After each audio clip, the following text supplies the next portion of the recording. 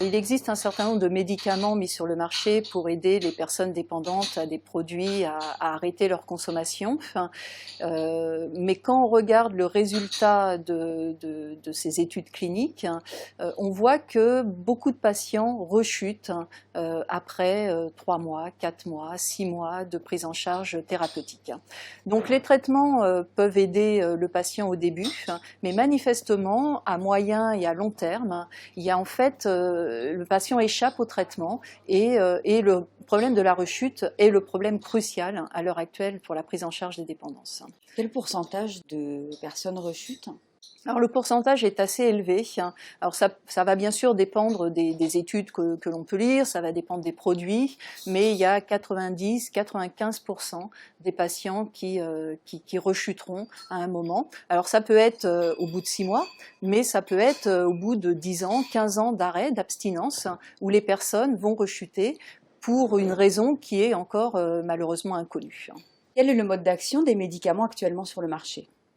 Alors, les médicaments vont aller agir sur les mêmes cibles que sur lesquelles se fixent les drogues.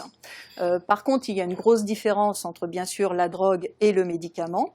La drogue est souvent injectée par voie intraveineuse pour une arrivée rapide et massive dans le cerveau, l'effet de flash, en fait, ce que le toxicomane va rechercher.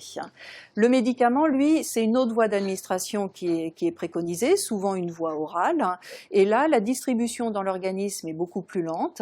L'arrivée de la molécule dans le cerveau va être beaucoup plus lente et on ne va pas avoir cet effet de pic et ce flash lorsque le médicament va aller interagir avec la même cible que la drogue. Même si les deux, le médicament et la drogue, agissent sur la même cible, on a une vraie différence en termes d'arrivée, de vitesse et d'activation de la cible.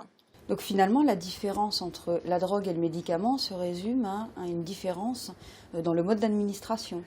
Alors une différence dans le mode d'administration et aussi une différence sur l'efficacité au niveau du récepteur. On va avoir des molécules qui vont être des molécules qui vont pouvoir activer à 100% le récepteur et d'autres molécules qui, en agissant sur la même cible, n'activeront cette cible, ce récepteur qu'à 50% par exemple. Donc les drogues ont souvent une efficacité très forte, on active les récepteurs et les voies de signalisation à 100%. Par contre, on a certains médicaments qui ont une efficacité un peu moins forte et qui n'activeront qu'à 50% le récepteur. Donc on a aussi une différence en termes d'efficacité vis-à-vis de la cible. Les récepteurs que vous décrivez sont aussi des récepteurs qui sont impliqués dans les récompenses naturelles que connaît un être humain au cours de son existence.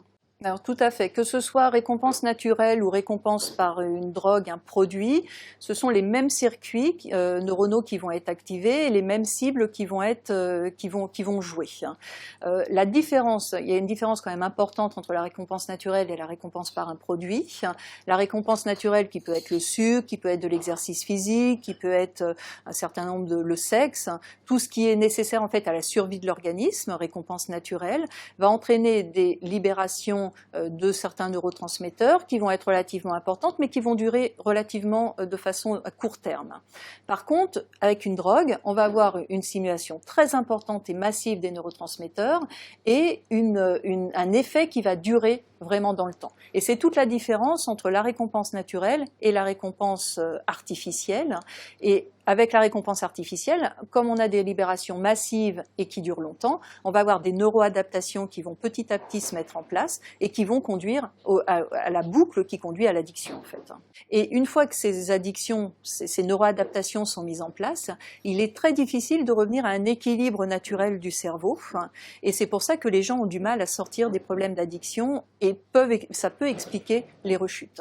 Si les médicaments et les drogues agissent sur les mêmes récepteurs, comment expliquer le peu d'efficacité des stratégies thérapeutiques actuelles ? On n'explique pas exactement pourquoi ces rechutes et pourquoi cette inefficacité des traitements. Bon, je pense qu'ils sont très efficaces au début, ça c'est indéniable. Par contre, effectivement, à moyen terme, à long terme, ils semblent perdre de leur efficacité.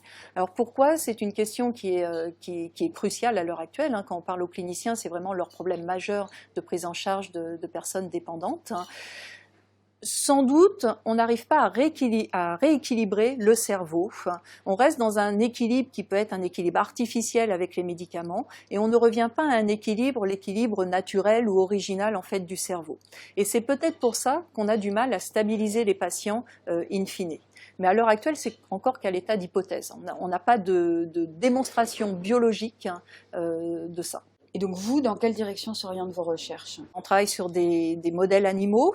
Alors l'animal est un très bon modèle pour étudier ces mécanismes, puisque en fait les circuits de la récompense mis en place dans les phénomènes d'addiction sont des circuits que l'on retrouve chez tous les vertébrés. C'est dans le cerveau ancestral, et donc c'est vraiment le circuit et les neurotransmetteurs, on retrouve les mêmes aussi bien chez la souris, chez le rat que chez l'homme. Donc au laboratoire, on utilise des souris et des rats qu'on va rendre dépendants aux produits avec un protocole qui va vraiment les rendre compulsifs vis-à-vis de la prise de produits. Donc on est assez proche de ce qui est décrit en clinique avec les gens qui ont vraiment ce comportement compulsif de recherche de produits. Donc une fois qu'on a rendu nos animaux dépendants avec ce comportement de compulsion vis-à-vis de la recherche de produits, on essaye de comprendre d'un point de vue neurobiologique comment expliquer cette compulsion et comment voir comment cette compulsion évolue dans le temps et pourquoi, même après des périodes d'abstinence de 3 semaines, 1 mois, 2 mois, pourquoi les animaux vont rechuter lorsqu'on les réexpose aux produits. C'est une recherche qui est relativement jeune, puisque c'est une recherche qui date du début des années 90. Donc ça peut paraître vieux, hein, ça fait 25 ans maintenant, mais 25 ans en termes de recherche, c'est quelque chose de très jeune. Et surtout que les outils sont développés en fait au fur et à mesure de ces dernières années pour pouvoir aller plus loin dans l'exploration fonctionnelle et la régulation des gènes.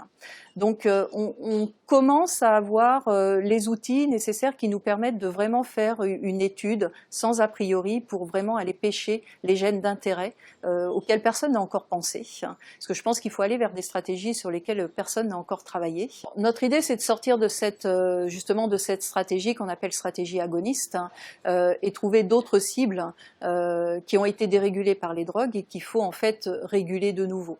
Donc en jouant directement sur ces nouvelles cibles, on pense vraiment avoir un angle d'attaque totalement différent par rapport à toutes les stratégies qui existent à l'heure actuelle. Mais le problème, c'est qu'il faut identifier ces nouvelles cibles. Et donc là, on est au début de cette identification.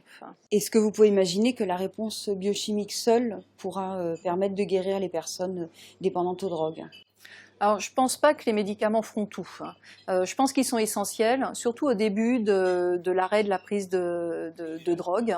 Ça peut aider le patient à sortir quand même de cette consommation de produits.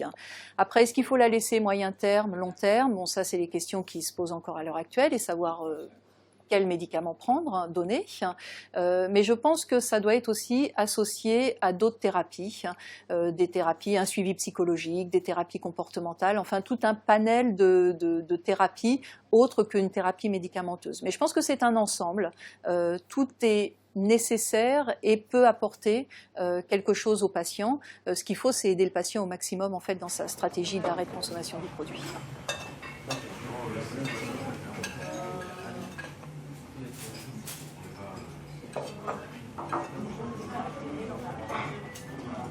C'est pas une...